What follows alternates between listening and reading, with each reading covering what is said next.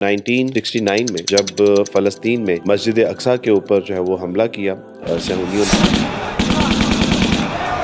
और उसको आग लग गई। In the morning of August the 21st, 1969, a fire broke out in the और आग Al-Aqsa लगने के बाद तमाम मुसलमानों की जो है वो अल्हम्दुलिल्लाह गैरत जागी और तमाम मुसलमानों का इसी तरह का एक समिट हुआ। और जब वो इकट्ठे होते हैं और वो OIC का क़याम अमल में लाते हैं और OIC के अंदर एक अहद किया जाता है कि हम फ़लस्तीनियों को उनका खोया हुआ हक दिलाएंगे, सहूनियों को पसपाई इख्तियार करने पर मजबूर करेंगे। OIC का जो सदर दफ्तर होगा वो अल-कुद्स में होगा। ये उसके सारे चार्टर्ड में है OIC के। और उस वक़्त तमाम यहूदी इकट्ठे होके, उस वक़्त का अमेरिका का प्रेसिडेंट था रिचर्ड नैक्सन के पास ये सारे इकट्ठे होके जाते हैं और उसको कहते हैं कि तमाम अरब ममालिक जो है वो इकट्ठे हो गए हैं और अब हमें लगता है कि हमारी खैर नहीं है। नैक्सन ने एक जुमला कहा था और वो जुमला ये था, उसने कहा था कि पूरी दुनिया के अगर ख्वाजा सरा इकट्ठे होके एक बच्चा पैदा करना चाहें तो वो एक बच्चा पैदा करने से कासिर है।